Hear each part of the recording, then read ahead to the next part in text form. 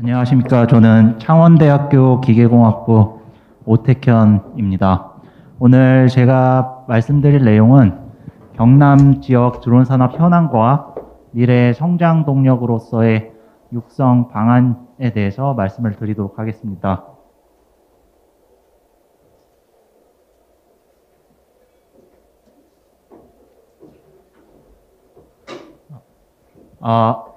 목차는 다음과 같습니다. 먼저 연구의 개요와 드론 산업 특징에 대해서 간략히 설명을 드리고, 현재 경상남도 드론 산업의 현황과 그 수학 분석에 대해서 설명을 드리도록 하겠습니다.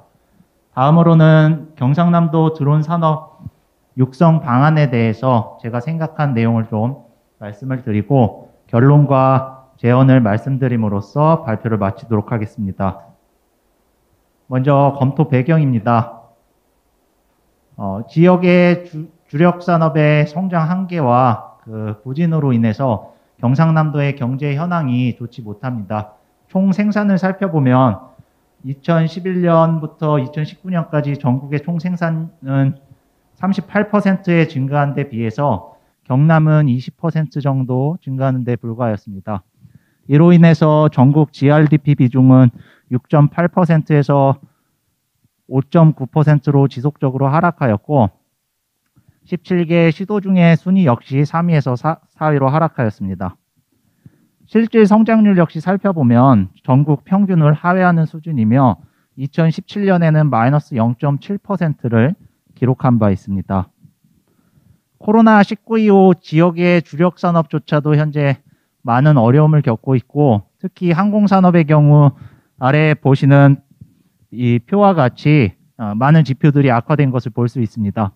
따라서 우리 경상남도는 2021년 3월에 항공제조업을 특별 고용지원 업종으로 지정하여 제조업체를 지원한 바 있습니다. 코로나19 이후 항공 분야의 미래 먹거리 산업의 필요성이 더욱 증대되고 있으며, 이에 따라 드론 산업이 현재 많은 관심을 받고 있습니다.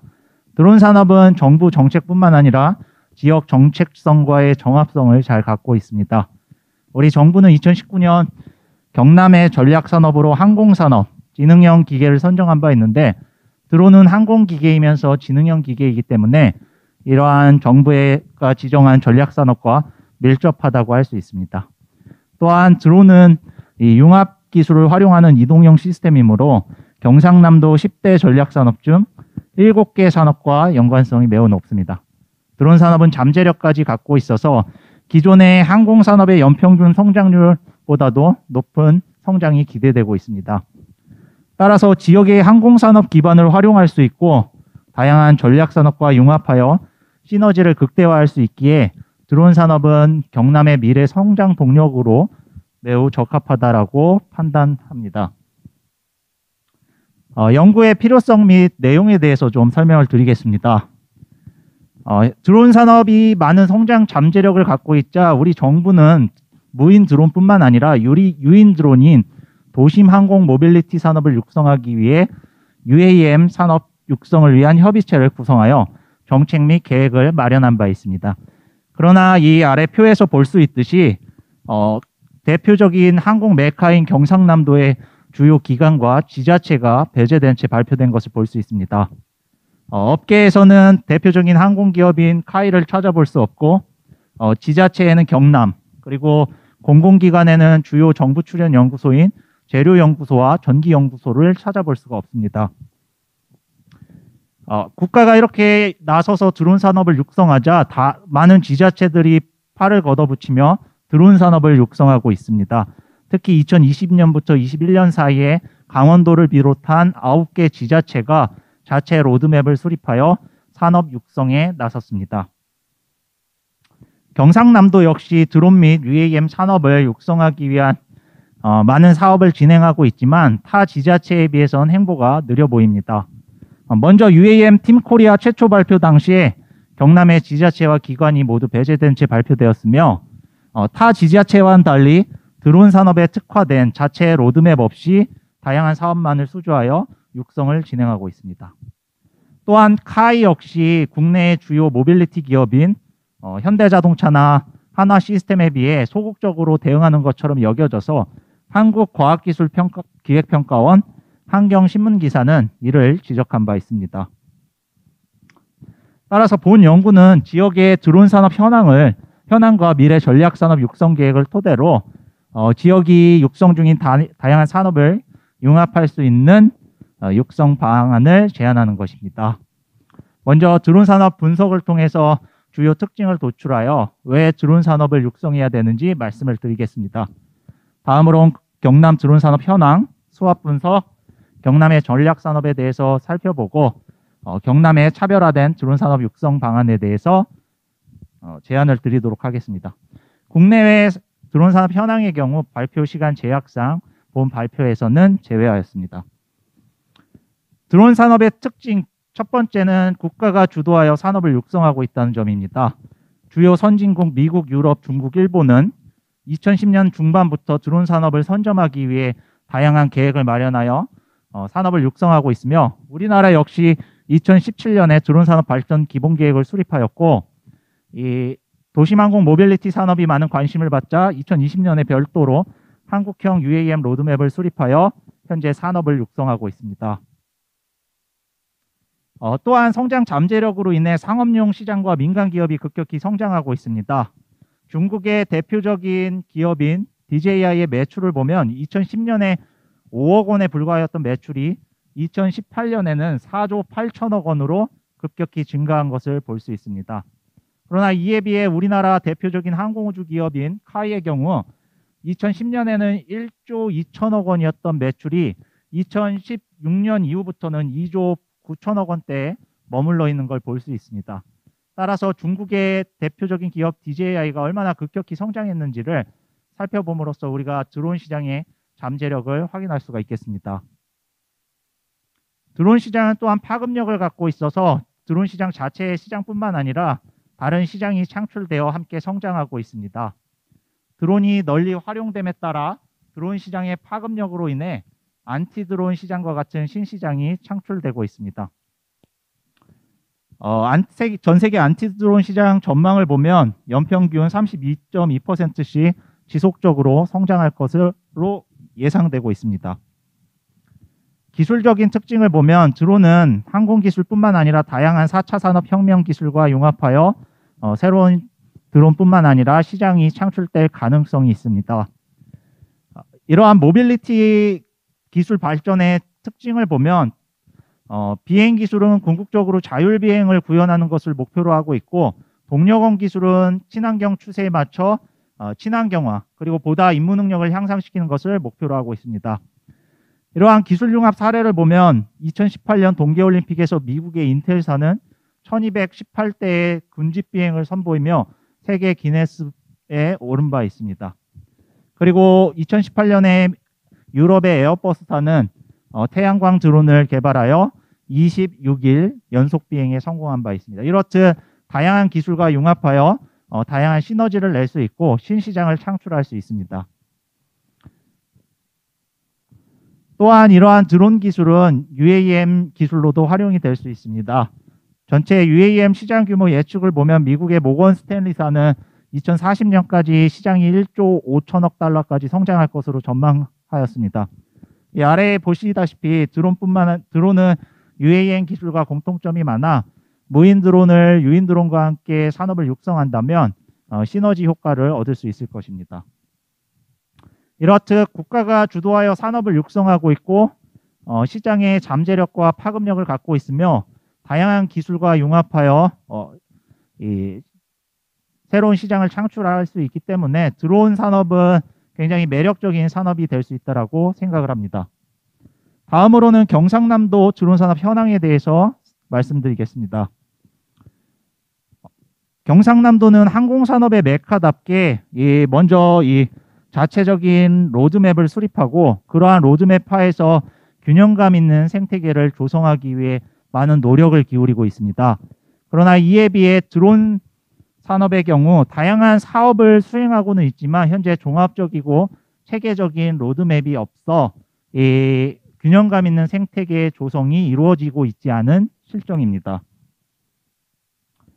산업 현황을 살펴보면 인프라의 경우 대부분 드론 활용을 위한 인프라가 구축이 완료되어 있고, 물론 개발 기반을 구축하기 위해서 아래 두 개와 같은 사업이 시행되고 있으나 아직까지는 구축까지는 2023년, 27년까지 시간이 소요될 것으로 전망되고 있습니다. 따라서 그 전에 좀 개발 기반을 잘 닦기 위해서는 이 지역에 잘 갖춰진 인프라를 활용할 필요가 있겠습니다.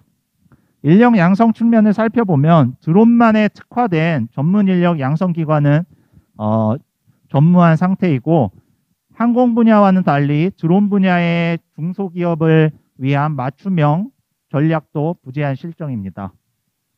활용을 살펴보면 국방부 다음으로 지자체 중에서는 가장 많은 수의 드론을 보유하고 있으나 204대의 드론 중에 186대인 91.2%가 전부 다 외국 제품입니다.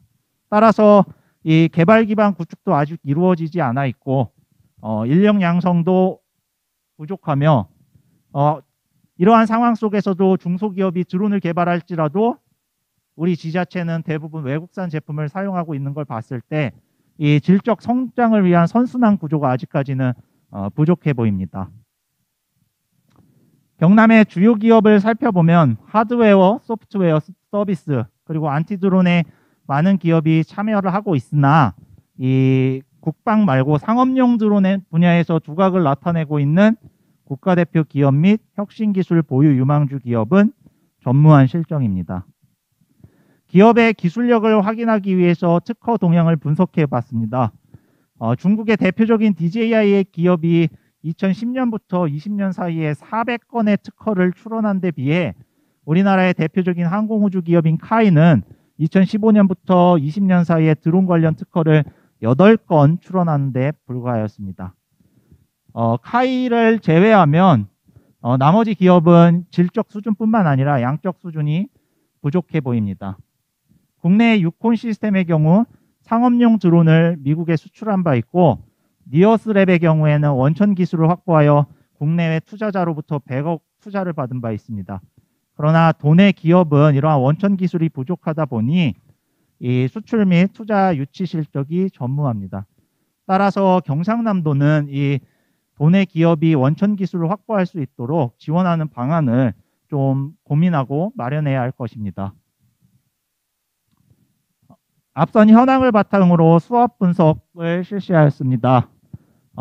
강점과 기회가 존재합니다. 강점으로는 지역의 주력 산업의 우수한 기술력 및 인프라, 그리고 미래 전략 산업과의 높은 연계성, 지자체의 높은 육성 의지를 꼽을 수 있겠습니다. 기회로는 코로나19 이후 항공 분야의 미래 먹거리 산업에 대한 필요성 대두, 그리고 우리 정부의 적극적인 투자 정책, 전 세계 드론 시장의 잠재력과 파급성이 있겠습니다. 그러나 위협과 약점 역시 존재합니다. 질적 성장을 위한 선순환 생태계가 부재하고 국가대표 기업 및 혁신기술 보유 유망주 기업이 없습니다.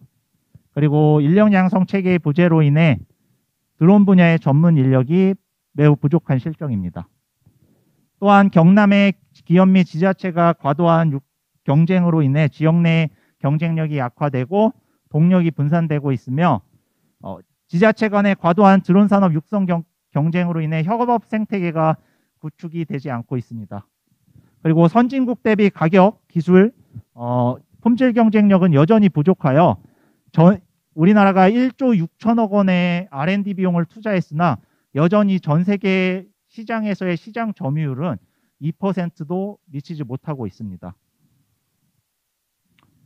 앞서 제안된 이 9개의 수합 분석 결과를 바탕으로 강점을 강화하고 기회를 활용하고 약점을 보완하고 위협을 예방하기 위한 9개의 과제를 도출하여 제안하였습니다. 9개 과제를 크게 대과제 3개와 참여 대상 및 공간 3개로 구분하여 제안을 하였습니다. 대과제로는 협력 체계의 구축 및 정책 마련, 그리고 산업 생태계 조성, 기업 지원 및 핵심 기술 개발이 있으며, 참여 대상과 공간은 경남 지역 자체의 혁신, 경남 지역의 협력, 국내의 협력이 있겠습니다. 그리고 목표로는 협업 및 공유 생태계 조성을 통한 항공뿐 아니라 드론 산업 메카로의 도약, 경남 지역의 주전략 산업 연계를 통한 드론 산업 육성의 차별화를 제시하였습니다. 9개의 육성 방안 중에 주요 육성 방안 5개만 설명을 드리도록 하겠습니다. 먼저 이 협의체 구성을 제안드립니다. 협의체는 이 바텀업 방식으로 참여를 원하고 역량 있는 기관이 모두 참여를 하여 제 목소리를 낼 수 있도록 해야 할 것입니다. 그래서 경남의 이 명확한 드론 산업의 육성 목표와 철학, 일관된 정책 방향을 제시할 필요가 있고, 그러한 협의체가 큰 틀의 정책을 마련하면 사업 운영을 위한 협의체를 별도로 구성하여 세부 계획, 사업 계획을 수립하고 운영하고 정부 과제를 수주해야 할 것입니다. 그리고 운영을 통해 문제점이 발견되면 이 정책 방향과 총괄 계획을 재정립하는 피드백을 주어야 할 것입니다. 협의체 구성이 마무리되면 이 경남 드론 산업 발전 10개년 로드맵을 수립해야 할 것입니다.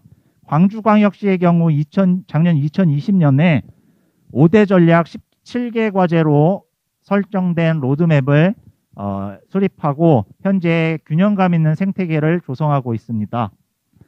또한 융합산업의 특성을 살리기 위해 기존의 드론 전담팀에 AI, 에너지, 자율주행 전담팀을 합침으로써 드론 항공 협업팀을 구성하고 융합 정책과 사업 계획을 마련하고 있습니다. 그리고 이러한 로드맵 하에서 국가 연구개발 사업을 수주하여 현재 지자체가 자체적으로 수소 드론을 개발하고 있습니다. 따라서 우리 경상남도 역시 뭔가 일관된 로드맵을 마련을 하고 그 로드맵 하에서 다양한 정부 사업을 수주하여 인프라를 구축하고 개발 기반을 구축할 필요가 있겠습니다. 경남 지역 혁신을 통한 산업 생태계 조성을 위해 이 특화지구를 설정하는 것을 제안드립니다. 사천과 진주의 경우 항공산업 인프라가 잘 갖춰져 있습니다. 따라서 드론 및 UAM 체계 기술과 비행 기술 특구로 지정함이 바람직할 것입니다. 고성의 경우 현재 드론 산업을 적극 육성하고 있으며 관련 인프라를 구축해 나가고 있습니다.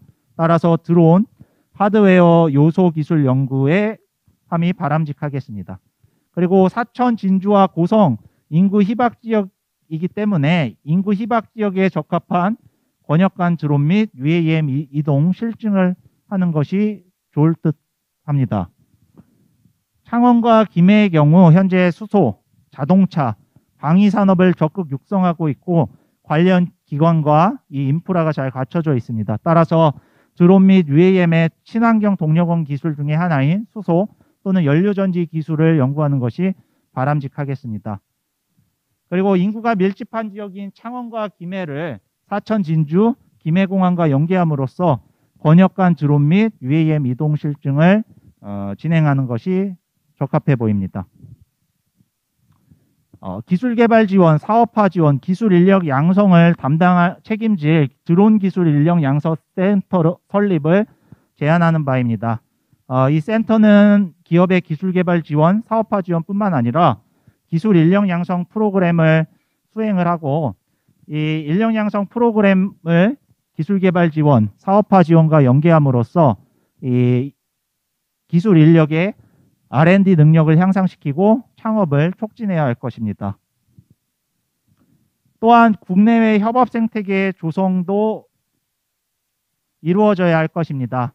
이 항공은 시스템 산업이기 때문에 하나의 지자체가 모든 역량과 이 인프라를 확보하기는 매우 어렵습니다. 따라서 국내외 이 관련 지자체와 함께 협업 생태계를 구축하고 광역 네트워크를 구축할 필요가 있겠습니다. 특히 현재 부울경 동남권 이 메가시티 조성에 대해 많은 관심이 있는데 드론 역시 동남권 광역 네트워크를 구축하고 공동으로 좀 이 육성 정책을 추진할 필요가 있겠습니다. 드론 산업은 경상남도의 신성장 동력 산업으로 매우 적합해 보입니다.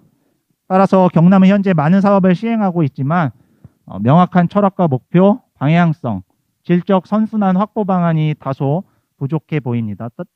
따라서 저는 경상남도 드론 산업 육성을 위한 몇 가지 방안을 제안드렸고, 만약 경상남도가 공유와 협업 생태계를 조성하고 역량을 한 방향으로 결집시킨다면 이 기존의 항공뿐만 아니라 미래의 항공을 아우르는 진정한 항공산업의 메카로 도약을 할 수 있을 것이라고 생각을 합니다.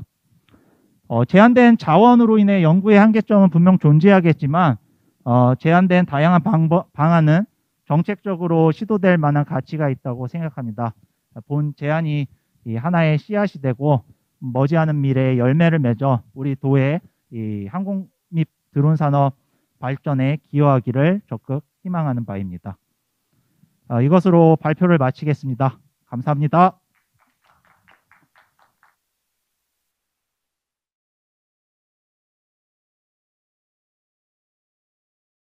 예, 안녕하세요. 저는 그 한국자동차연구원 수소연료전지연구센터를 맡고 있는 김명환입니다.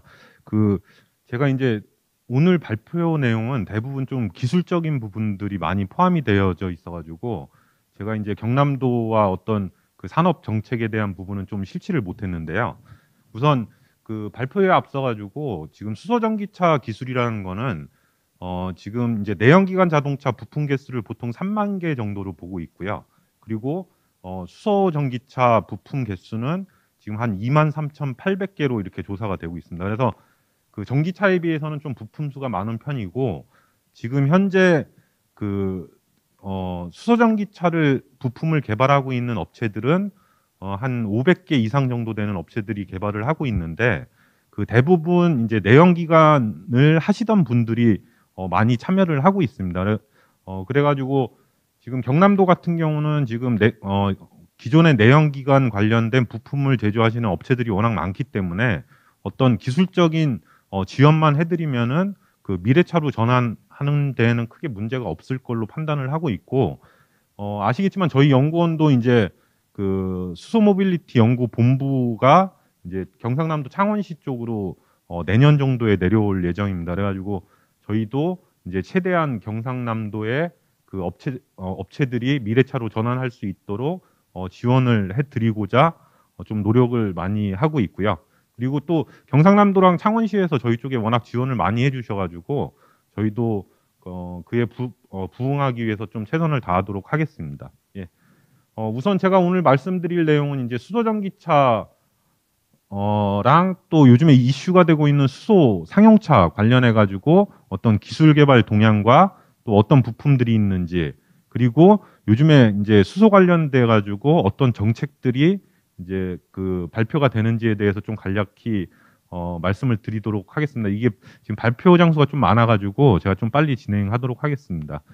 그래서 크게 세 가지 테마로 제가 잡아봤고요. 우선 수소전기차 부품이 어떤 게 있고 또 시스템이 어떻게 구성이 되어져 있는지에 대해서 좀 말씀을 드리고 이제 그 수소전기차가 요즘에 이제 그 승용 부분보다는 연료전지 시스템을 탑재한 수소 상용차 개발에 좀 포커스가 많이 맞춰지고 있어가지고 그 부분에 대해서 국내적으로 어떤 기술 사항들이 검토가 되고 있는지 좀 말씀드리고 또 수소 전기차 관련해 가지고 이제 국내의 어떤 로드맵이나 법규 관련된 사항을 좀 말씀을 드리도록 하겠습니다.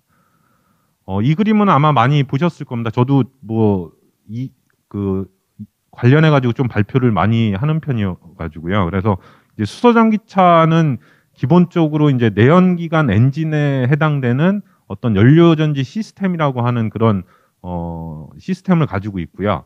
그리고 수소를 고압으로 충전할 수 있는 이제 수소 저장 용기가 있고 전기차랑 공용으로 사용할 수 있는 전장 장치로 이렇게 구성이 되어져 있습니다. 그래서 연료전지 시스템을 보시면은 이제 그 전기를 발생시켜 줄 수 있는 연료전지 스택이 있고 또 스택 쪽으로 수소를 공급해 줄 수 있는 장치 그리고 공기를 공급해 줄 수 있는 장치 또 스택에 열을 관리해 줄 수 있는 장치로 이렇게 구성이 되어져 있습니다. 이제 그 수소전기차 작동 원리는 다 아시겠지만은 수소전기차는 이제 연료전지만 가지고 구동을 하지는 않습니다. 그래서 기본적으로 하이브리드 자동차라고 보시는 게 더 가깝고요. 그 이유가 연료전지라는 거는 어떤 그 리튬 폴리머 배터리처럼 이렇게 전기를 충전해서 방전해서 바로 쓰는 그런 개념이 아니고 어떻게 보면 내연기관이랑도 상당히 비슷합니다. 그러니까 외부에서 연료를 공급을 해줘야지 전기를 발생시킬 수 있는 그 발전기 개념이기 때문에 차량에 적용시켰을 때는 이제 운전자들이 급가속을 한다거나 할 때는 이 반응하는데 좀 시간이 걸릴 수가 있습니다. 그래서 그 반응하는데 시간이 걸리는 이유가 이제 운전장치 쪽에서 수소를 공급하고 공기를 공급하고 이제 냉각수를 돌리면서 대응을 해야 되는데 그게 이제 쉽지 않을 때는 이 고전압 배터리 쪽에서 이제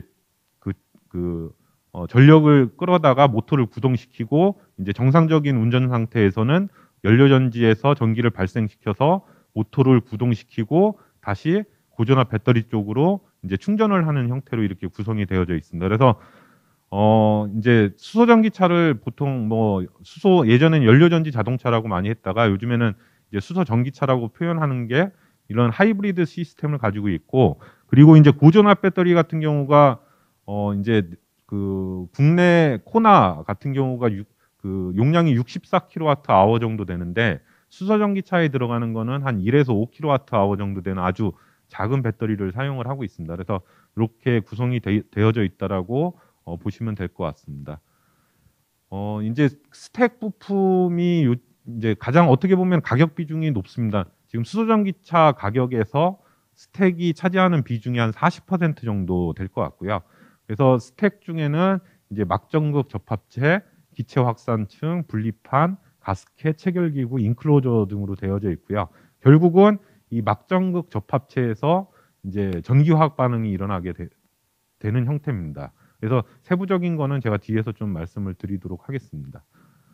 이게 이제 단위전지라고 하는 하나의 건전지 개념인데요. 이거를 제가 3D 상태에서 이제 커팅을 해가지고 좀 그 그림이라고 보시면 될 것 같습니다. 그래서 지금 그 국내에 있는 수소전기차 넥소가 전격 출력으로 한 95kW 정도 되는데 이런 단위전지들이 보통 450장 정도 쌓여가지고 95kW를 형성을 하고 있고요. 그래서 이제 하나의 건전지로 봤을 때는 이제 수소극이 있고요. 그다음에 공기극이 이렇게 있고 가운데 전해질막을 기준으로 해서 이제 양쪽에 수소극 전극, 공기극 전극 그리고 가스 확산층으로 이렇게 구성이 되어져 있다라고 보시면 될 것 같고 지금 이거는 제가 상당히 보여드리기 위해서 좀 두껍게 만들었고 실제 그 넥소에 들어가는 이 분리판 그러니까 그 단위전지 하나의 두께가 한 1mm 정도 됩니다.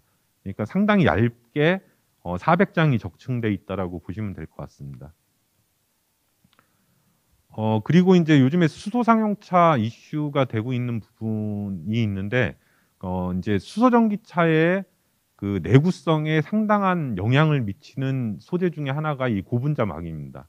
이 고분자막이 이제 기본적으로는 이제 네피온이라고 하는 그런 소재를 사용을 하고 있는데 이거를 이제 얇게 가져가면은 그 H 플러스 그러니까 수소 이온이 전달되는 속도가 빨라서 성능은 높아지는 대신 이제 내구성은 좀 떨어지는 현상들이 발생해가지고 요즘에 이제 기술 개발 이슈가 이걸 얇게 가져가면서 내구성까지 확보시켜 줄 수 있게끔 해주는 어떤 강화 복합막을 제조하는 기술이나 아니면은 스캐빈저라고 하는 산화방지제를 써가지고 내구성을 확보하는 그런 기술들이 요즘에 좀 이슈가 많이 되고 있다라고 보시면 될 것 같습니다. 그래서 고분자막의 구조는 그 기본적으로 PTFE라고 하는 백본이 있고요. 거기에 이제 술폰상기가 달려 있는데 이 술폰상기에 H 플러스 이온이 붙어서 이제 수소극에서 공기극 쪽으로 그 프로톤을 전달해주는 그런 형태라고 보시면 될 것 같습니다.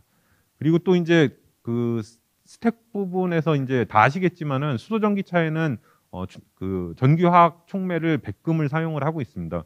물론 이제 알로이 형태로 요즘에 기술 개발을 하고는 있지만은 아직까지는 성능 측면에서 백금이 좋기 때문에 백금을 사용하고 있고 수소전기차 한 대당 한 2돈 정도 되는 백금이 들어가고요. 실제 보시면은 이렇게 카본 구형 위에 아주 작은 5나노 사이즈의 이런 백금 입자들이 이렇게 붙어 있는 형태로 구성이 되어져 있다라고 보시면 될 것 같습니다.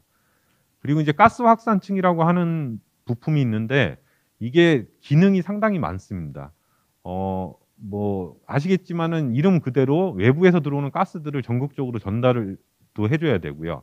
그리고 수소국 쪽에서 발생된 전자를 이제 밖으로 빼주는 역할을 해야 되니까 전기 전도도도 가져야 되고, 그리고 물이 발생된 걸 빼줘야 되니까 또 발수성도 가지고 있어야 됩니다. 그래서 이 제품 같은 게 지금 국산화가 안 된 제품, 그러니까 소재 단에서는 국산화가 안 된 것도 많지만은 어떤 부품 단위에서 국산화가 안 된 그런 그 부품이라고 보시면 될 것 같고, 지금 국내에서 몇 개 업체들이 개발을 하고 있고, 이제 성능적인 측면에서는 크게 문제가 없는데, 이제 내부 신뢰성 측면에서 이제 검증을 하고 있는 단계라고 보시면 될 것 같습니다.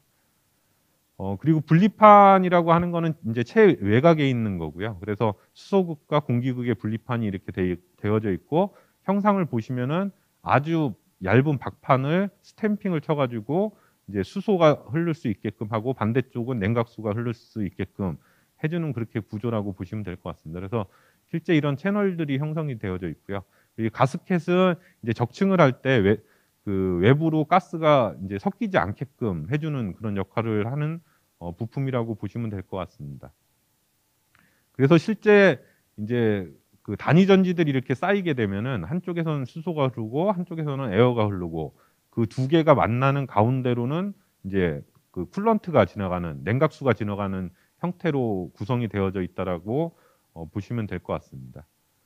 그래서 이거는 지금 이제 도요타 차량의 그 스택 모습이고요.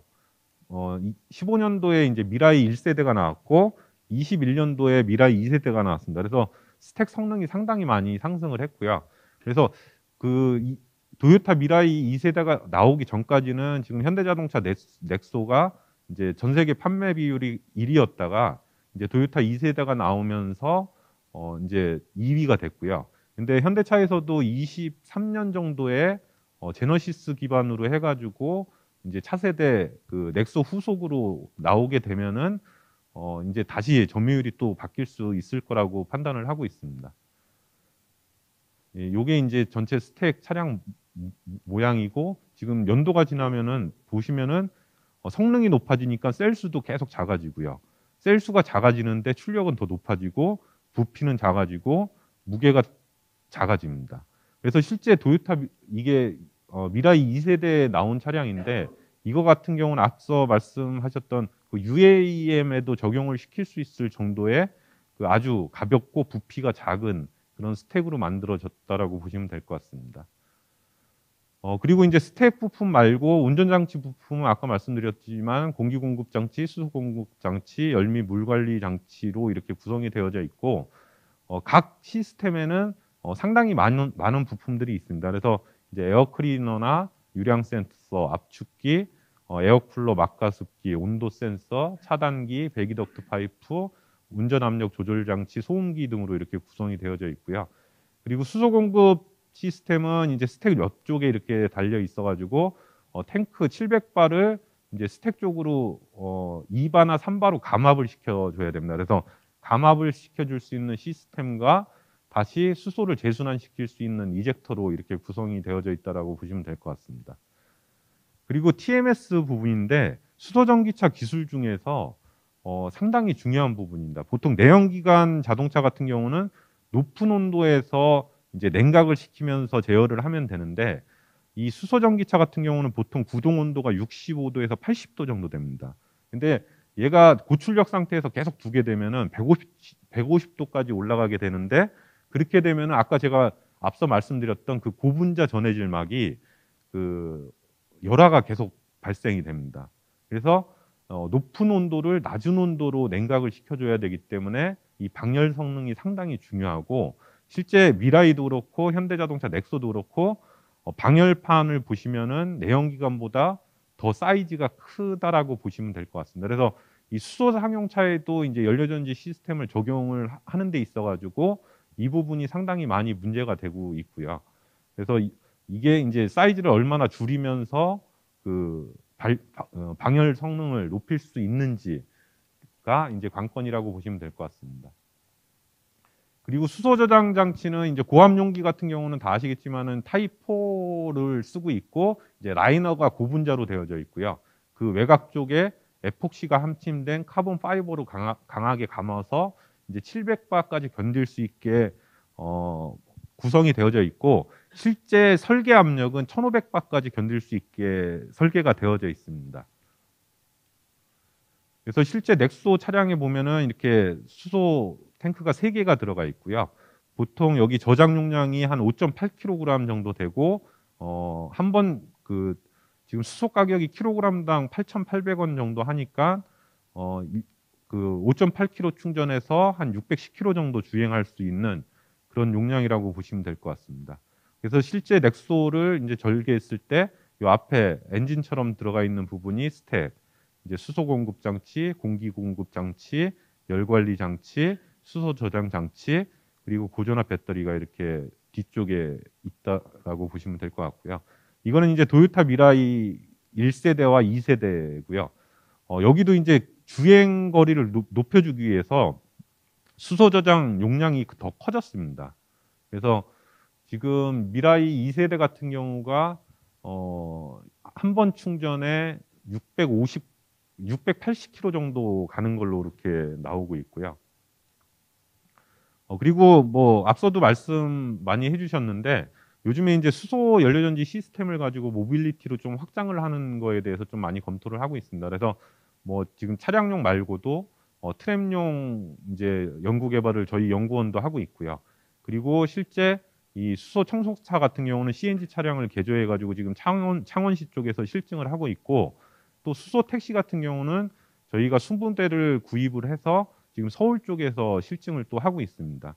그리고 트램 쪽도 지금 창원시 쪽이랑 그 실증 관련 협의를 하고 있고, 또 아까 말씀해 주셨던 선박 부분, 그다음에 유인기 무인기 부분에 대해서도 모두 검토를 하고 있고, 근데 이게 특성이 다 달라가지고 이런 특성에 맞게끔 적합한 연료전지 시스템을 개발하는 게 이제 관건이라고 할 수 있습니다. 이제 요즘에 수소 상용차가 많이 이슈가 되고 있는데, 보시면 그 이유가 이제 유럽 쪽에서는 그 도심안으로 내연기관 자동차가 이제 물류 차량이 들어갈 수가 없습니다. 그래서 현대차에서도 스위스 쪽에 지금 엑시언트 차량을 개조를 해가지고 그 수출을 하고 있다라고 보시면 될 것 같고요. 이거는 이제 상용차에서 전기차 이제 전기 배터리를 이용하는 것보다 이제 주행 거리가 좀 길어지면 길어질수록 수소 트럭에서 좀 경제성이 난다라는 그런 그 보고 자료를 좀 보여드리는 부분이고요. 그래서 지금 수소 상용차는 미국 쪽에서도 물류회사 기반으로 해가지고 상당히 실증을 많이 하고 있습니다. 어떻게 보면 국내는 연료전지 시스템 기술은 미국보다도 더 뛰어나지만은 아직까지 상용차에 대한 실증 경험은 적기 때문에 지금 미국 쪽에서도 상당히 상용차에 대한 이슈들이 많이 되고 있고요.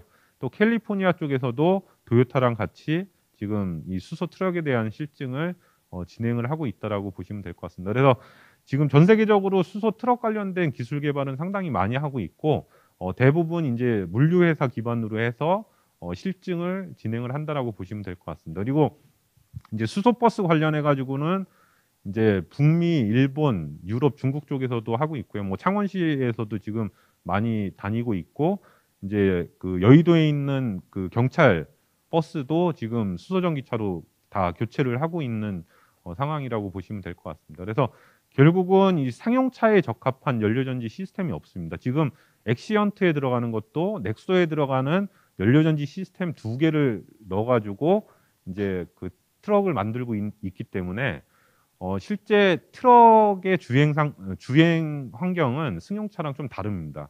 그래서 트럭에 맞게끔 기술 개발하는 부분이 상당히 필요할 거라고 판단을 하고 있고요.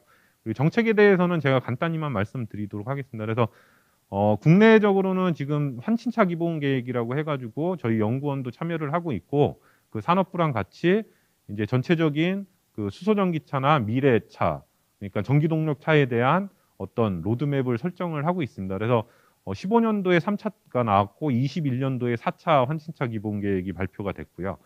그리고 이제 수소전기차가 이슈가 된 게 이 수소경제 활성화 로드맵 때 이제 수소차 보급 대수에 대한 어떤 정의를 내리고 이제 보급을 하기 위한 그런 로드맵을 그 추진을 했다라고 보시면 될 것 같습니다. 그래서 최근에 이제 나온 것 중에서 이제 환친차 기본계획 4차가 되겠고요. 그래서 25년까지 수소차를 승용과 상용 부분에 대해서도 다 이제 적용을 시키는 부분에 대해서 검토를 하고 있고, 또 공공 부분에 대해서 먼저 이제 보급을 시키고 민간으로 넘기는 그런 형태로 지금 진행을 하려고 하고 있습니다. 그리고 이제 기술 개발 목표도 20년 기준 대비 내구성이나 이런 부분에 거의 2배 이상씩 다 높게끔 하기 위해서 이제 정부에서 그 지금 현재 국책 과제들을 많이 지원을 하고 있다라고 보시면 될 것 같습니다. 예, 이제 충전소 부분도 마찬가지입니다. 어차피 수소전기차가 보급이 되려면은 충전소 관련된 로드맵도 필요하기 때문에 부지 발굴이나 사업성 확보를 위한 그런 부분에 대해서도 이제 검토를 하고 있고요. 그 다음에 수소 트램에 대해서도 지금 현재 저희 연구원에서도 그 트램 관련 기술 개발을 지금 로템이랑 같이 지금 진행을 하고 있습니다. 그리고 또 건설기계 부분에 대해서도 연료전지 시스템을 적용하는 부분에 대해서 이제 검토를 하고 있고, 또 이제 부산 같은 경우 이제 항만, 그리고 인천 같은 경우는 공항 쪽에서 특수차들이 지금 많이 그 내연기관 차들이 적용이 되고 있는데, 저희 연구원도 지금 현대모비스랑 같이 이 특수차 관련된 그런 시장을 확보하기 위해서 기술 개발을 하고 있습니다. 예. 이상으로 수소전기차 관련된 기술 내용을 말씀드렸습니다. 예, 감사합니다.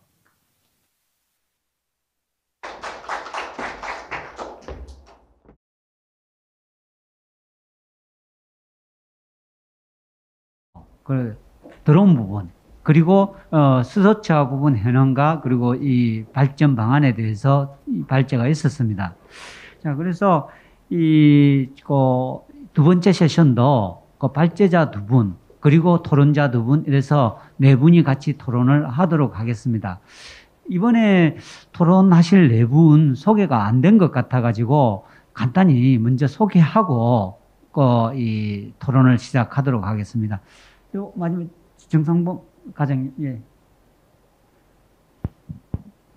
예, 안녕하세요. 한국은행 경남본부 정상봉 과장입니다.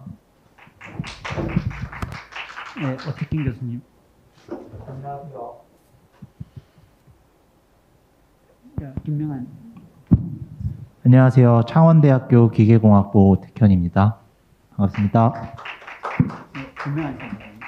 예, 안녕하세요. 한국자동차연구원의 김명환입니다. 반갑습니다. 정은진 선생님.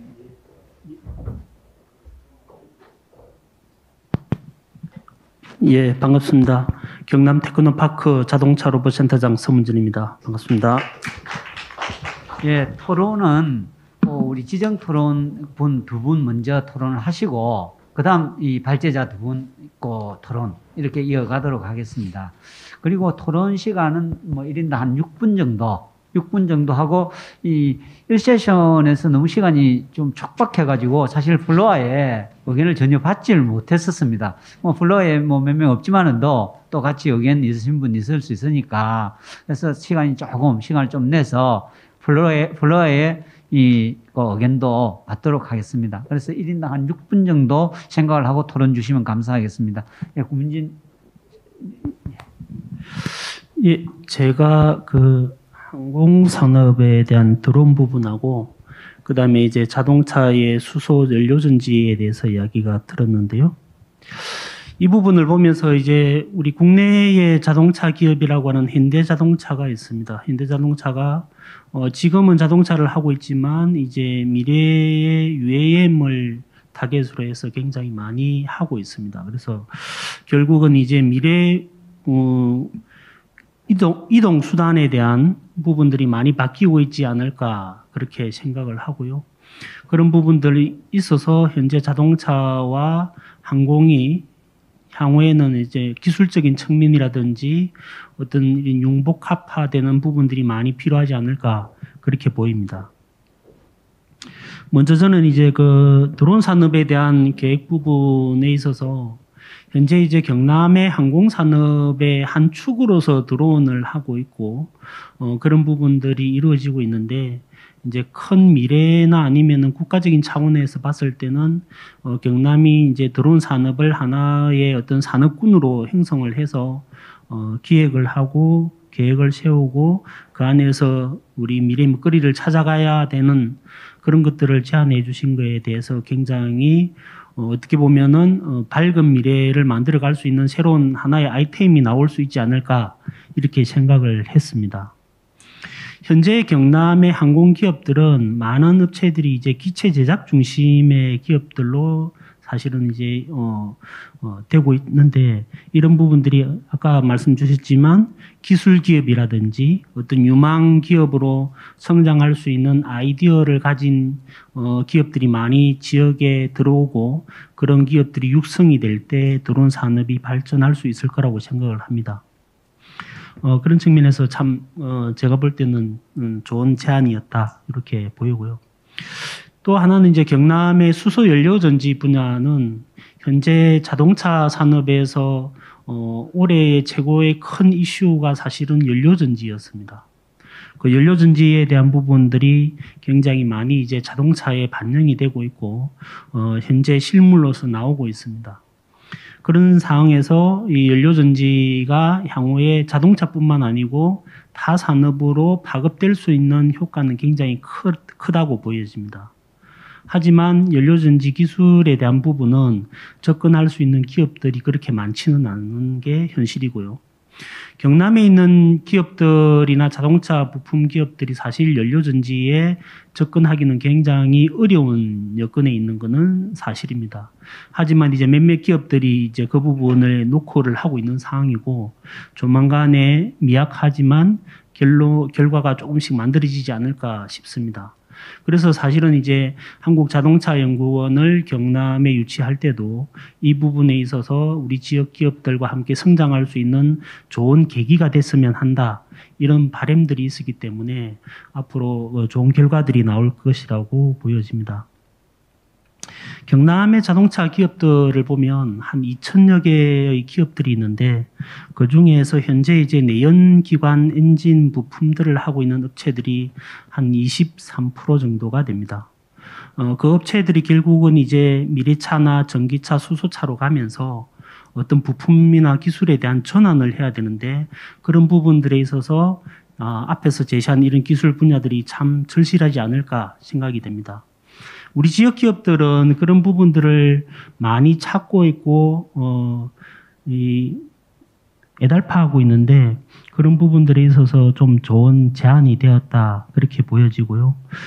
저희들도 우리 지역에 있는 기관들과 함께 우리 지역 기업들이 앞으로 더 성장하고 발전할 수 있게끔 열심히 노력을 하겠다는 말씀을 드리겠습니다. 또한 저희들이 이제 한 가지 더 말씀드리면 저희들은 이제 오늘 나온 주제하고는 조금 틀리지만 향후 우리 지역의 부품 기업들이 글로벌 부품사로서 성장을 하기 위해서는 디지털 전환이라는 데 접근을 해야 된다고 생각을 하고 있고 그런 부분에서도 저희들이 지원하기 위한 기반들을 조금씩 만들어가고 있습니다. 그런 부분들 적극 활용해 주시면 감사하겠습니다. 네. 예, 감사드립니다. 드론 관련해서 우리가 항공 관련된 부분 아까 발표를 하시면서 DJI 같은 경우는 뭐 특허가 뭐 몇백 건인데 우리 그 카이 같은 경우도 뭐 10건도 채 안 되는 최근에 또 그리고 다른 뭐 중소 이 드론 관련된 업체들은 거의 특허가 없더라고요 보니까 그런 부분들 앞으로 뭐 어떤 식으로 육성을 해야 될지 나중에 어택경 교수님 좀 뭐 같이 이야기를 좀 해주셨으면 감사하겠습니다.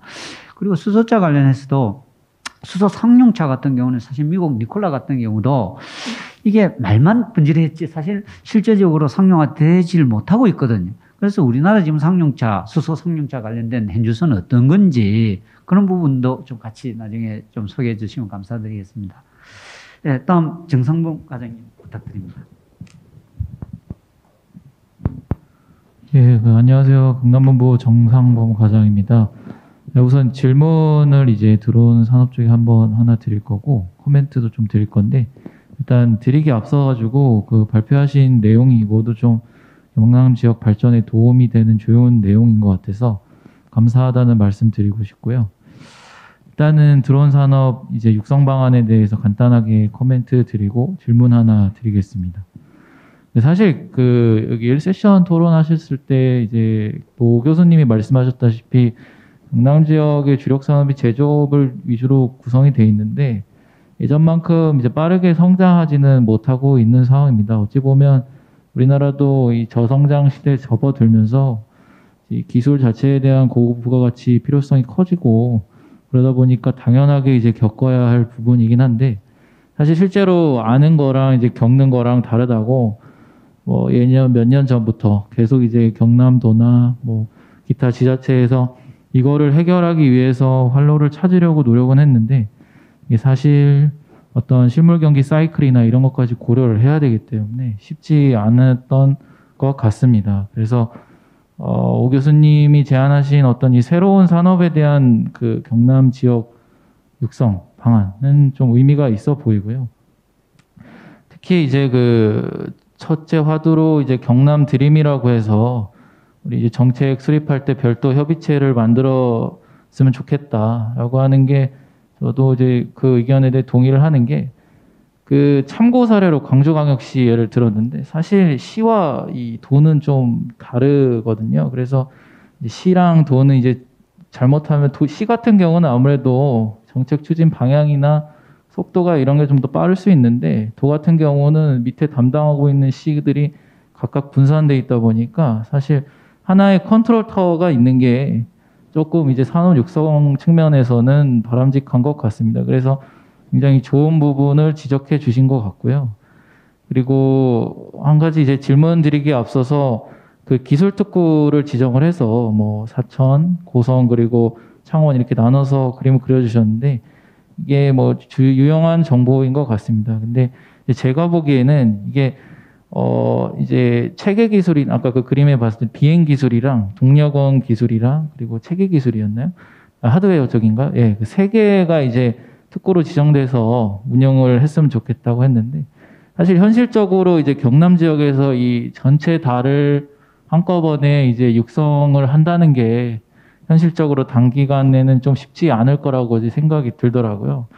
그리고 이제 실제로 요거 이제 발표 토론을 준비하면서 VC 쪽에 다니는 친구한테 물어봤는데 너 같으면은 이제 드론을 투자할 때 뭘 보겠느냐 금융 사이드에 있는 친구들 물어보니까 사실 투자가 쉽지 않다고 합니다. 왜냐하면 프라이빗 섹터에서 이미 DJI 아까 말씀하신 이 중국 기업이 글로벌 점유율을 70% 넘게 잡고 있고 이 기업에 대한 어떤 경쟁력을 갖기가 굉장히 어려워서 실제로 투자 심사 들어와도 상당 부분 드랍을 하는 경우가 있다고 그러더라고요. 그래서 경남 지역에서 어떤 미래 먹거리 산업으로 이 드론 산업을 육성하기 위해서는 제 개인적인 생각입니다만 이 어떤 이 기술 특구를 세 개 섹터를 지정을 해도 특정 산업 섹터 하나, 그러니까 예를 들어 하드웨어가 됐든 동력원이 됐든 비행 기술이 됐든 뭐 하나를 중심으로 잡고 그거를 중심으로 정책 방향을 끌고 가는 게 조금 어떻게 보면 효율적이고 육성 가능한 측면에서 현실적이지 않나 그런 생각이 들었는데 이 부분에 대해서 교수님이 어떻게 생각하시는지 좀 궁금해서 관련된 견해를 좀 여쭙고 싶습니다.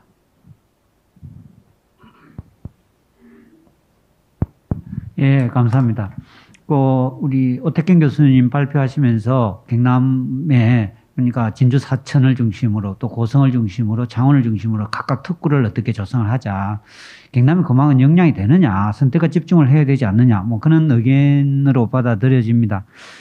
예, 사실 우리 경남이 항공산업의 비중, 우리 국내에서는 항공산업이 우리 경남의 이 어떤 기술력이나 경쟁력을 따라올 지자체는 없는 걸로 보입니다. 그렇지만도 사실 우리 경남이 글로벌 어떤 경쟁력 차원에서 이렇게 한번 비교를 해보면 너무나 이 수준이 많이 떨어지거든요. 또 그리고 사실 카이 같은 경우 우리 국내에서는 가장 큰 기업이라고 그러지만도 사실 저도 한번 카이를 이렇게 방문을 한번 해보니까 사실 기체 만들고 사실 이런 식으로 해가지고 어떤 고부가 가치를 어떻게 창출할 수 있겠나 이런 생각을 가졌던 적이 있습니다. 예, 그래서 그런 부분과 관련해서 드론 산업을 앞으로 어떻게 발전시켜 나가야 될지 그런 고민들 그럼 오태경 교수님한테 그런 고민을 대해서 좀 토론 부탁드립니다.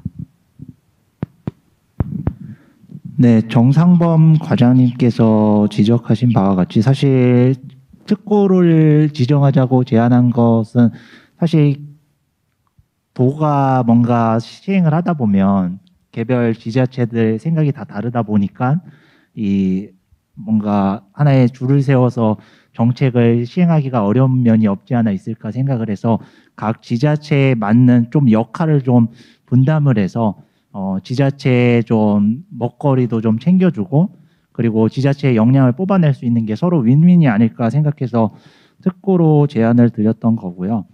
사실 사천과 진주 체계 비행 기술 특고는 사실 지자체의 역할이 많지 않더라도 이미 카이가 선도적으로 하고 있는 사업들이 많이 있고 그리고 굉장히 이 지자체보다도 더 어떻게 보면 큰 계획을 갖고 하는 측면이 있기 때문에 사실 사천 진주 특구는 카이가 잘 할 거라고 생각을 합니다. 얼마 전에 이 뒤늦게 발표하긴 했지만 카이 안현호 사장이 이 UAM 산업을 적극 육성하겠다. 그리고 현재 2조 원인 매출을 2030년까지 뭐 굉장히 어려운 목표일 수도 있는데 10조 원까지 높여 나가겠다라고 포부를 밝힌 바 있습니다.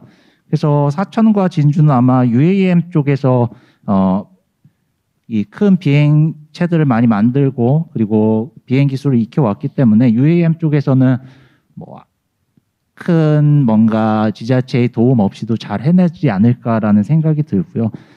그럼 남은 이 고성과 창원, 김해를 좀 집중 좀 아직까지는 기반이 약하기 때문에 조금 특화를 시켜서 성장할 수 있도록 도울 필요가 있다라고 생각을 합니다. 그래서 사실 고성 하드웨어 요소 기술을 개발하기 위해서 많은 이 입주 기관들이 입주를 할 것으로 예상이 되지만 아까 말씀하신 것처럼 중국 DJI가 시장 점유율이 미국에서 76%입니다. 미국의 대표적인 드론 기업인 3D 로보틱스 역시 중국에게 밀려가지고 하드웨어 산업을 철수했거든요. 그래서 사실 고성에서 뭔가 드론 산업을 육성한다고 하지만 이 하드웨어에서 뭔가 차별화를 찾지 않으면 이 미국 3D 로보틱스처럼 산업에서 경쟁력을 확보하지 못하고 철수할 수밖에 없을 거라고 생각이 되고요. 그래서 좀 경남 TP에 좀 당부드리고 싶은 거는 고성의 하드웨어 산업을 좀 육성할 때 좀 명확한 이 목표가 있어야 될 거라고 조금 생각을 하는 바이고 그러나 창원 김해의 경우에는 연료전지를 육성하고 있는데 사실 중국이 하드웨어에서는 역량이 뛰어나지만 사실 중국에서 연료전지 기술은 많이 기술력이 높지 않은 편이거든요. 그래서 우리가 지금 현재 창원에서 한국자동차연구원도 유치를 하고 있고 또 전기연구원도 전기 추진 시스템에 관련된 많은 연구를 하고 있기 때문에 제 개인적인 생각으로는 조금 동력원 기술을 조금 특화시켜서 우리 도가 많이 투자를 하면 뭐 사천과 진주에서는 카이가 10조 그 목표를 달성하겠다고 자체적으로 얘기를 하고 열심히 하니 창원 김해를 조금 더 특화를 시키면 동력원 기술까지도 확보하지 않을까 그렇게 생각을 하고 있습니다. 예, 우리 뭐 항공 산업 그리고 드론 산업 뭐 미래 산업으로 우리가 발전시켜 나가야 할 부분 뭐 이 앞으로 사실 조금 뭔가 좀 잘 됐으면 하는 생각은 가집니다. 그렇지만 너무 이 현실이 사실은 조금 아까 발표를 하시면서 이렇게 이 다양한 내용을 이야기를 했습니다만도 너무나 조금 발전 부분이 미흡하지 않나 그런 생각도 우선 드는데 오늘 발제 내용들이 정책에 조금 많이 반영이 되었으면 하는 그런 생각입니다. 자, 마지막으로 우리 김명한 센터장님 의견 부탁드립니다.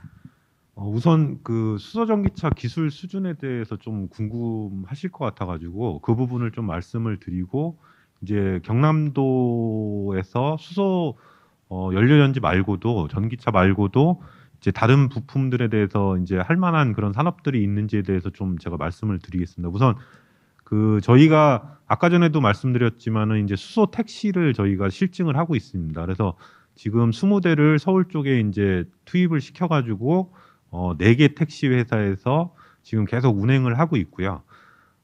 지금 현대 넥소 자동차가 내구 보증을 해주는 게 10년 16만 킬로미터고요.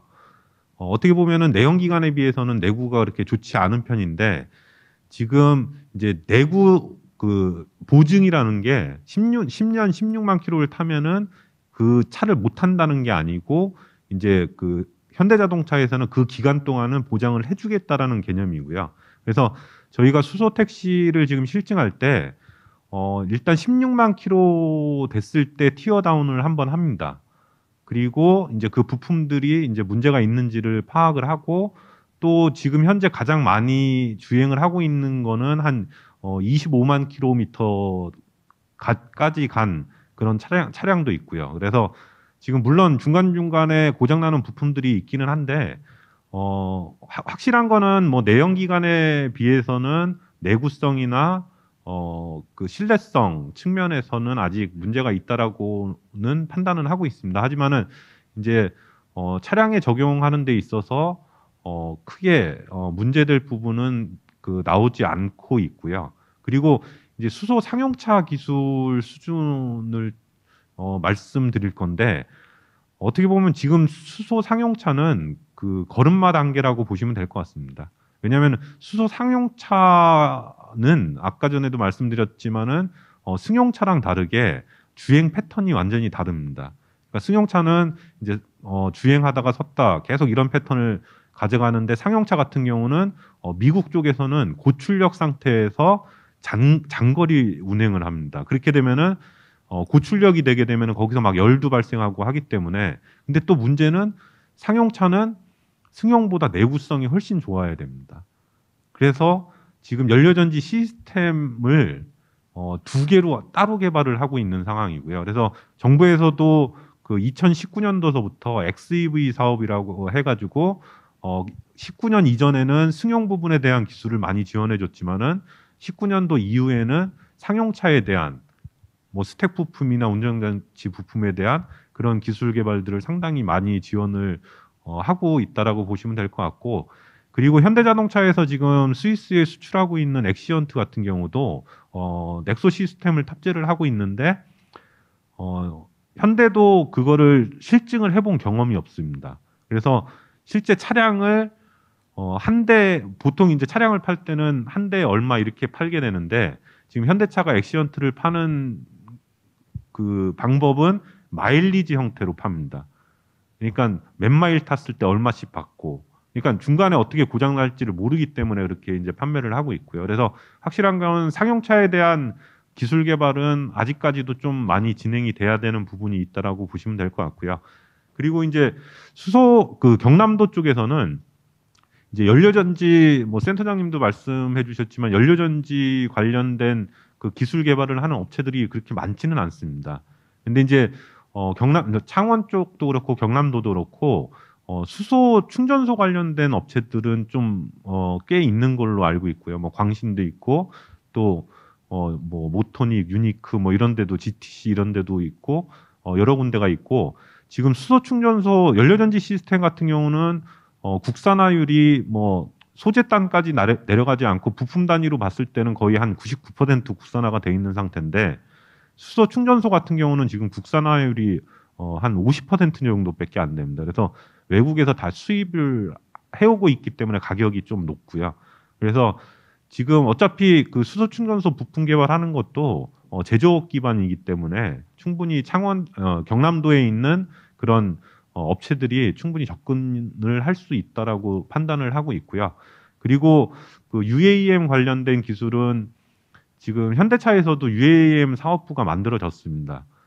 이제 20년도에 만들어져서 25년까지 저희 연구원이랑 이제 국책과제를 같이 하고 있고요. 그래서 차세대 연료전지 시스템이라고 해가지고 이제 상용차에도 적용을 시킬 수 있고 UAM에도 적용시킬 수 있는 그런 연료전지 시스템을 만드는 거를 목표로 지금 개발을 하고 있고 이제 UAM 출시 시점은 25년으로 예상하는데 늦어지면 28년도에 현대차에서 출시를 할 거로 그렇게 예측은 되고 있습니다. 그래서 지금 뭐 그 수소 연료전지 시스템이 여러 가지 모빌리티 쪽으로 워낙 많이 적용이 되고 있고요. 그래서 경남도 업체들도 지금 아까 말씀하신 그 밀양에 있는 한국 화이바라는 업체도 지금 저희 쪽이랑 이제 UAM 관련된 경량화 그런 스택 부품 개발을 하려고 지금 협업을 하고 있고요. 또 이제 저희 연구원이 이제 그 창원으로 내려오면서 한 15개 업체들이 같이 유치가 됐습니다. 그래서 그 업체들도 이제 저희랑 협업을 하고 또 경남도에 있는 다른 그 기존의 내연기관 하던 업체들도 이제 저희가 기술적인 수준을 좀 말씀을 드리면은 어느 정도 개발하는데 좀 수월하지 않을까라고 판단을 하고 있습니다. 예, 감사드립니다. 혹시 플로어에서 질문이나 혹시 다른 제안 있으신 분 있으면 질문이나 혹시 의견 주실 분? 예. 그 혹시 자기 소개 잠깐 드리고 질문 주십시오. 제가 이제 사회를 봤던 좀 민망하긴 한데 사회를 봤던 경남 테크노파크 산업기획팀장 손세진입니다. 예. 제가 드리고 싶은 말씀은 한국자동차연구원 김명환 센터장님이 이 수소 분야에 뭐 제일 우리나라에서 국내에서 제일 전문가라고 저는 생각을 하고 있습니다. 그래서 첫 번째 질문은 수소 연료 전지차가 발전하려고 하면 극복해야 될 게 있는데 기술적인 것도 필요하지만 인프라 부분과 그리고 수소 전기차의 제조 단가가 가장 큰 문제인 것 같거든요. 제가 알기로는 수소차가 단가가 한 8천만 원 가까이 하는데 과연 내가 내 돈으로 보조금 없이 저 차를 살까? 그리고 수소 인프라가 없는 부분이 있는데 그런 부분을 친환경이라고 해서 다른 대안이 있긴 한데 전기차 이걸 살 수 있을까라는 그 질문이 있습니다. 그러면 이게 이제 또 연료도 제가 보기에는 기사에서 어떻게 봤는데 그 기존 내연기관하고 수소 연료 전지를 썼을 때 그렇게 큰 차이가 그러니까 싼 값에 이제 연료가 싸기 때문에 환경 부분도 있지만 분명히 그런 차를 타는 이유는 있는데 그런 차이가 갭이 그렇게 크지 않더라고요. 그래서 그런 부분이 앞으로 이제 소비자가 수소 전기차를 전환하려고 하면 이런 부분이 기술적으로, 경쟁적으로, 이제 경제적으로 이제 극복해야 될 부분인데 이게 과연 극복할 수 있을지 이게 이제 첫 번째 질문이고요.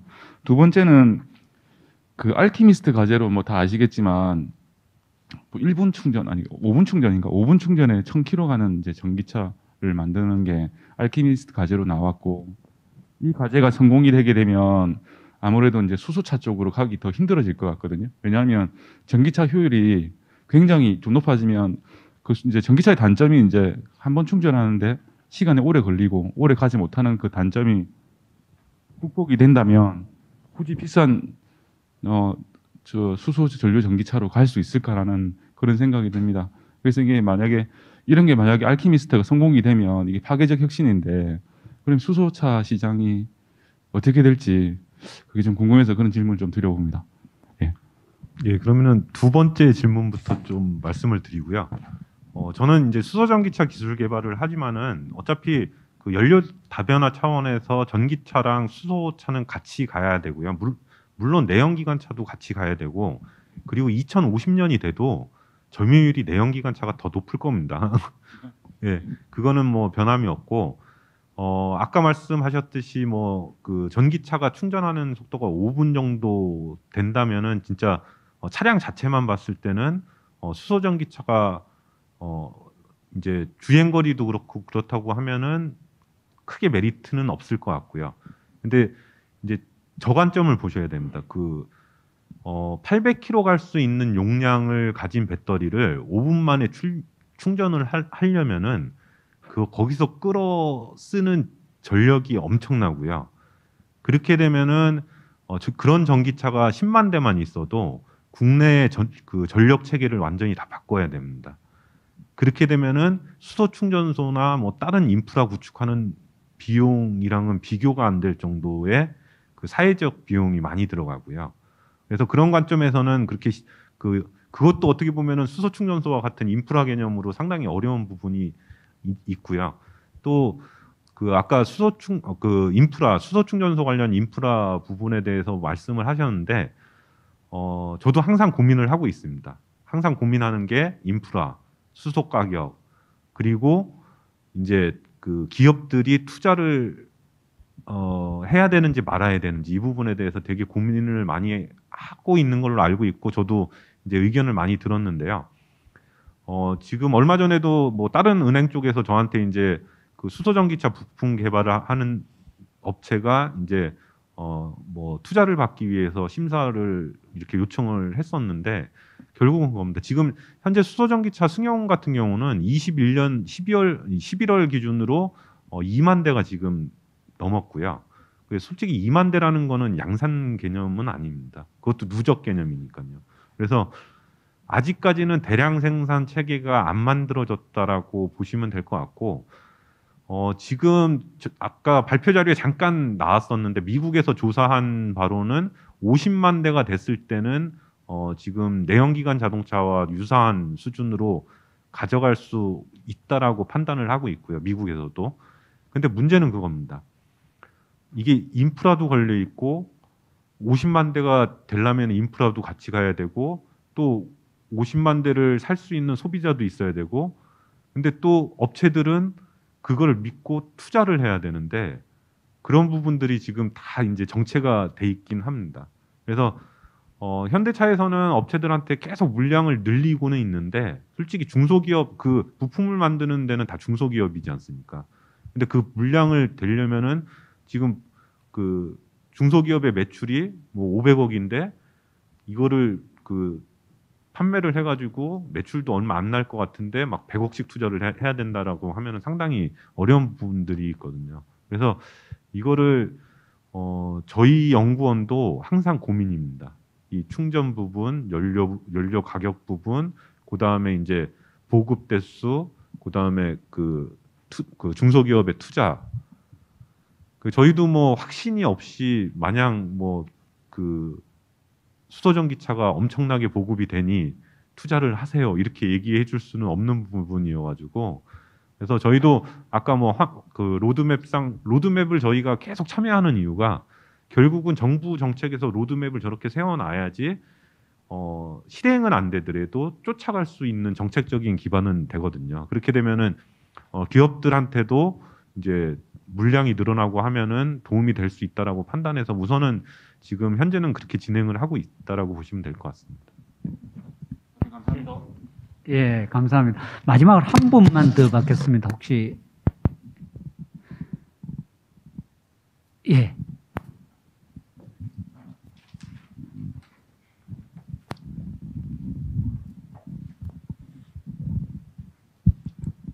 네, 경남 테크노파크 윤문영이라고 합니다.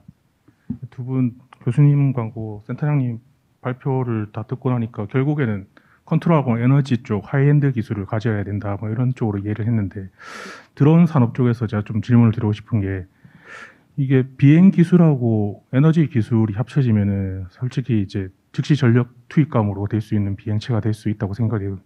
그런다면 이제 국방부의 쪽에서 협조나 아니면 규제 완화가 좀 필요한데 그런 방향이 좀 있는지 하고 그렇게 된다면 이제 차라리 국방 쪽에 특화돼서 전투 비행체나 아니면은 그 작전 수행용 비행체 기술 특화 단지로 이제 꾸미는 그런 쪽이 어떤지 한번 여쭙고 싶고 그 다음에 수소 전기차 센터장 질문 드릴 게 두 개인데요. 첫 번째 이제 지금 가솔린 엔진 차량하고 수소 전기차 비교했을 때 차가 이제 처음 부품 생산돼서 조립되고 운행하다가 수리하고 그 다음에 폐차될 때까지 전 기간을 두고 봤을 때 그 에너지 효율이라든지 아니면 요즘 탄소 중립 얘기 많이 나오는데 총 그 탄소 배출량, 환경 영향도에서 어느 정도 우위가 있는지 하고 두 번째는 제가 그냥 개인적으로 궁금한 건데 좀 만화 같은 얘기일 수 있는데 한 15년, 20년 전에 BMW에서 아시겠지만은 수소를 바로 태워서 가는 컴부스천 엔진을 개발한 적이 있거든요. 실패는 했는데 지금 세월이 지났으니까는 만약에 수소를 가솔린처럼 바로 연소시켜서 차를 이제 구동을 한다. 그런 기술들은 언제쯤 나올 수 있을지 이렇게 좀 여쭙고 싶습니다. 예, 감사합니다. 두 분 그 드론 쪽 하나 하고 전기차 쪽 그 질문인데 간단하게 좀 대답 부탁드립니다. 시간 관계상 간단하게 대답드리면 사실 국방 쪽에 미국의 경우에는 민군 겸용으로 쓸 수 있는 PAV를 개발을 실제로 착수를 했습니다. 그러나 우리나라의 경우 사실 국방에서 쓰려면 굉장히 많은 이 타당성 조사를 거쳐야 되고 그런데 실질적으로 봤을 때 우리나라 이 한국형 전투기 개발 사업도 김대중 정부에서 얘기했지만 실제 착수되는데 굉장히 오랜 시간이 걸렸거든요. 근데 아직까지는 국방 쪽에서 관심을 가질 정도로 산업이 많이 올라온 것도 아니고 그렇다고 기술이 매력적인 수준은 아니기 때문에 우선은 좀 국방 쪽에서는 좀 많이 수요가 없는 걸로 알고 있습니다. 예, 저도 그럼 간단하게만 말씀드리면 일단 수소 내연기관 말씀해 주셨는데 몇 가지 문제점이 있습니다. 그 기술은 우선 이제 수소가 발화 온도가 높아가지고 낙스라는 오염 물질이 배출이 되고요. 직접 연소시켰을 때는 그리고 엔진 소재에 대해 상당히 고가입니다. 그래서 BMW도 그 내연기관 자동차에서 지금 수소 전기차로 전환을 했고요. 그리고 효율이 연소 개념에서는 효율이 30%가 넘을 수가 없거든요. 기본적으로는. 근데 지금 수소 연료전지 스택 효율 같은 경우는 65%까지 효율이 나기 때문에 지금 전 세계 메이저 회사들도 이제 수소 전기차로 가지 수소 내연기관으로 가지는 않습니다. 그래서 그 부분은 그렇게 말씀드리고 첫 번째 질문이 뭐였는지 제가 정확히 일단은 아까 TCO 개념을 좀 얘기하셨던 것 같은데 현재 수준에서는 그 총소요 비용이 수소 전기차가 그렇게 좋지는 못합니다. 그건 확실하고요. 근데 이제 그거를 만들어가기 위해서 수소 가격을 떨어뜨리는 기술들이 요즘에 많이 개발이 되고 있고 또 이제 그 CO2 관련해 가지고는 차량 자체로 봤을 때는 뭐 전기차도 마찬가지지만은 수소 전기차도 무공해 차량입니다. 물만 나오기 때문에 기본적으로는. 그리고 이제 수소 전기차에서는 제가 이제 CO2 저감량을 계산한 내용은 있는데 제가 지금 정확하게 기억은 안 나가지고 그거는 이제 말씀드리기는 어렵고 또 수소 전기차의 장점이 그 연료 중에 하나를 공기를 쓰고 있는데 이제 외부에 뭐 넥소 선전에서도 아마 보셨을 겁니다. 외부에 있는 공기를 고출력 상태에서는 분당 7,000리터씩 빨아들이는데 그 안에 있는 미세먼지를 이제 필터로 걸러가지고 스택 쪽으로 보내줘야 되거든요. 그래서 뭐 달리는 공기청정기라고도 그렇게 표현을 하는데 물론 수소전기차가 얼마나 많이 다녀야지 이 지구가 미세먼지가 없어질지는 모르겠지만은 그래도 조금이나마 도움이 되지 않을까라는 그런 생각은 하고 있습니다. 예, 감사합니다. 오늘 세미나에서 4편의 논문 발제 그리고 8분의 그 지정 토론이 있었습니다. 오늘 그 발제에서 그리고 토론에서 제안된 내용들이 우리 경남 경제 발전에 큰 도움이 됐으면 하는 바람입니다.